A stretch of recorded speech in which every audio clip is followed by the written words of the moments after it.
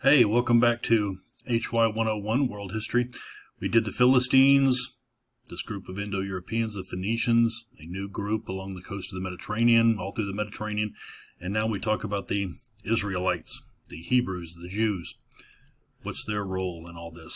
They're not Indo-European, but this is happening at the same time. This is another migration not of Indo-European. These people have been in the area for a long time, but it's an interesting migration, and it has to do with these other two groups also. The Hebrew people, their story that we can confirm is from the book of Exodus, that they are leaving Egypt. They're a group of people in Egypt. How they got there is up for speculation.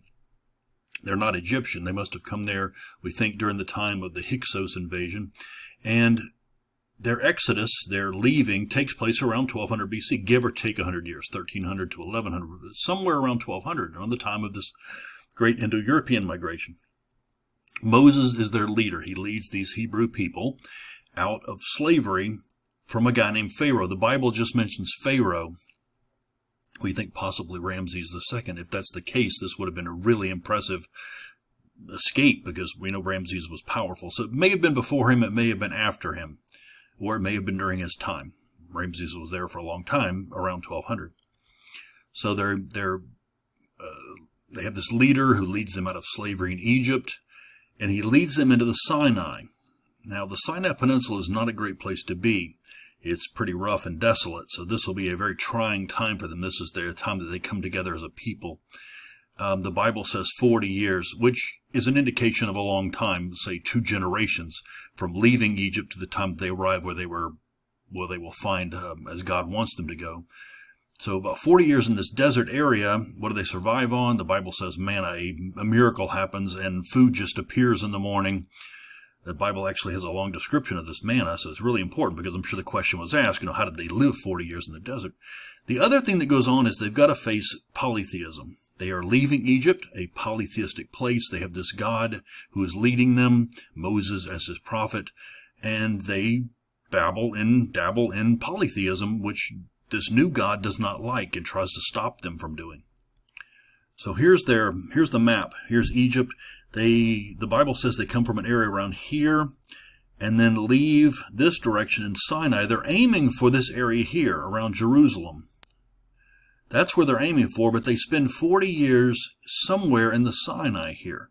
So there's all kinds of speculation and trying to figure out what they might have done. There's all kinds of mountains in here. Which mountain is the Mount Sinai that God appears to them on is up for speculation. But basically 40 years in this area before they start heading this way, before they finally make it into this area. And when they do arrive, they're going to come in on this eastern side of the Dead Sea, this area. So the Bible says they're traveling in Sinai for 40 years. Moses goes up Mount Sinai and brings down God's law. He can see God, and actually at one point God appears to all the people, or his voice does anyway. So Mount Sinai becomes the sacred mountain. There are several candidates for Mount Sinai. This is a good one. This is the one most people like because it appears as if here's a mountain that God would be on in that area. But it's pretty desolate. If you can look at the area, here's some sheep, but it's a pretty desolate place. So the Hebrews are going to experience monotheism, this one God who is leading them. This Hebrew monotheism. The one God has a name, and here's the 4 letters of his name. YHWH, as he tells Moses, this is my name, which can be pronounced in different ways. Here's one pronunciation of it, and here's another pronunciation of it.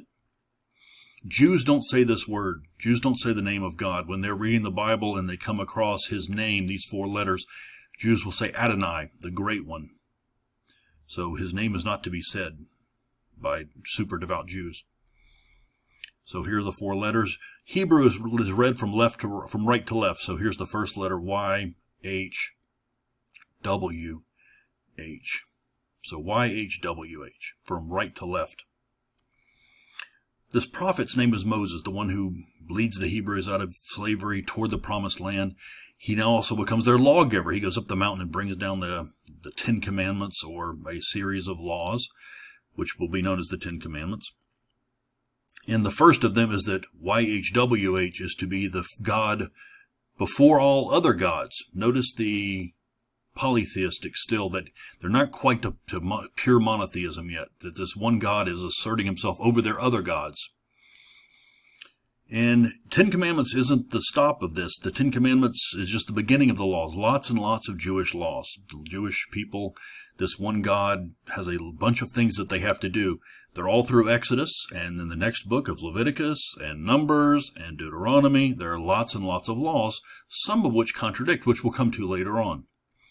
But the Jews are very much into their behavior before this God. So Moses leads the Hebrew people toward the promised land, Israel, and these people are known as the Israelites, on their way to Israel.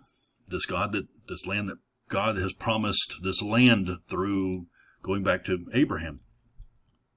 So it's a land of milk and honey. It is the Fertile Crescent. It is beautiful back then.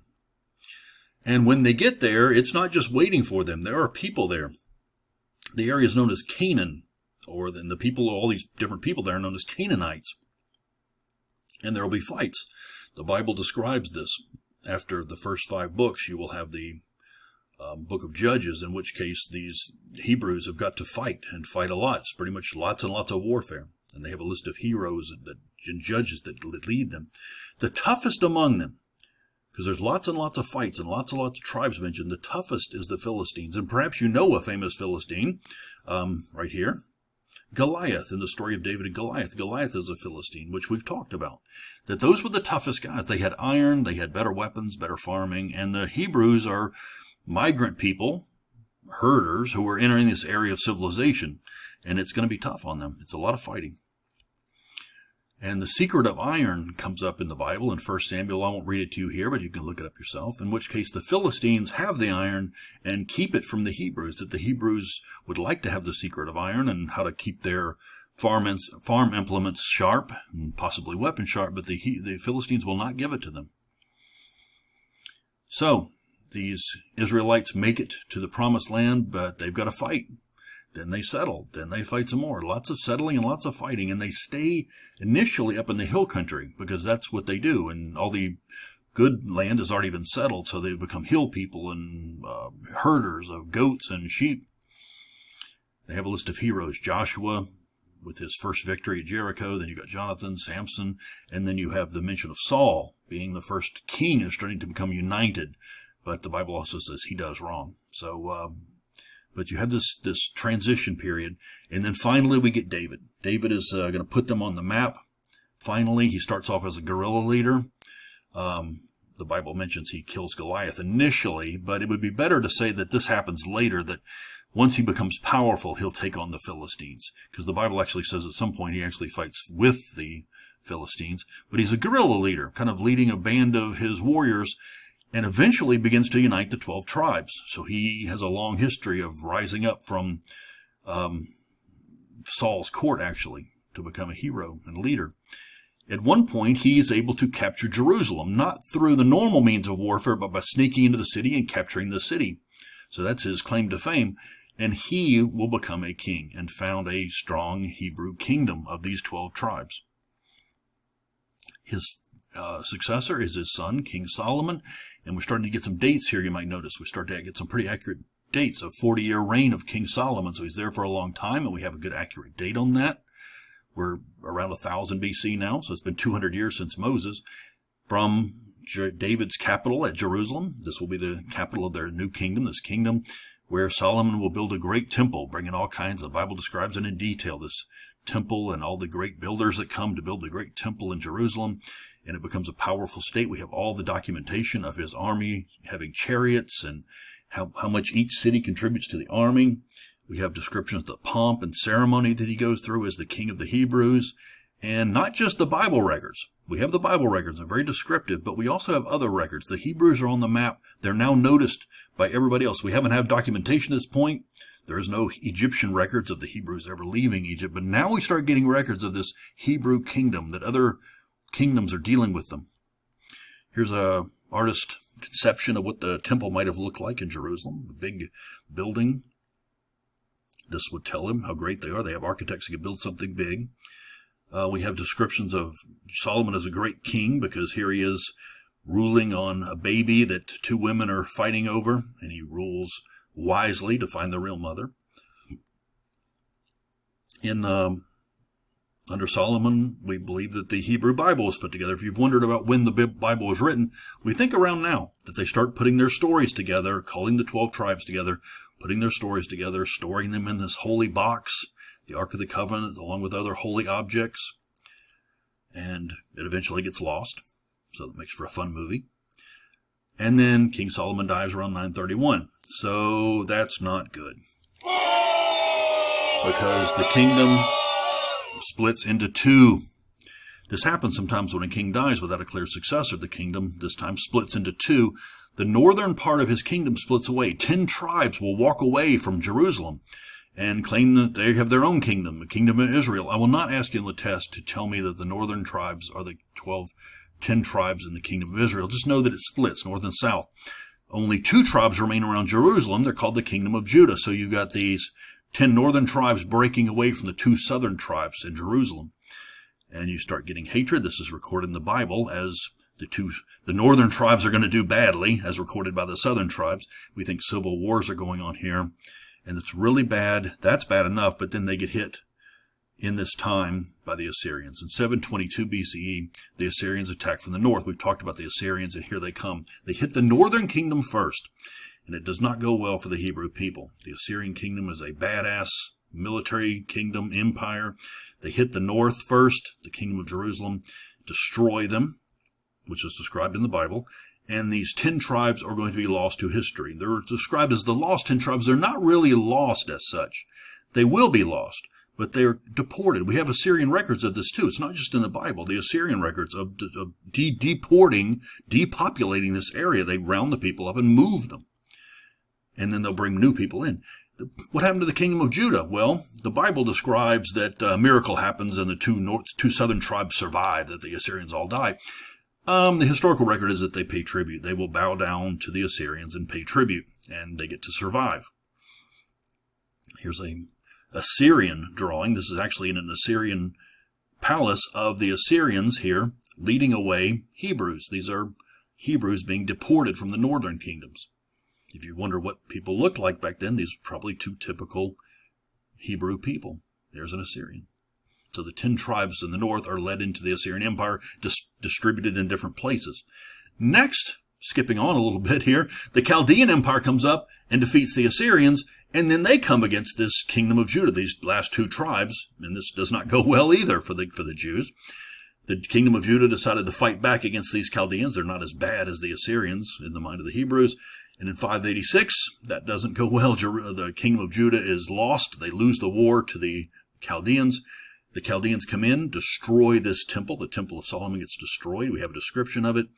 And the Hebrew leaders are taken away. Not everybody. The Chaldeans don't deport everybody. They don't depopulate places, but they'll take away the leaders, hold them as hostages.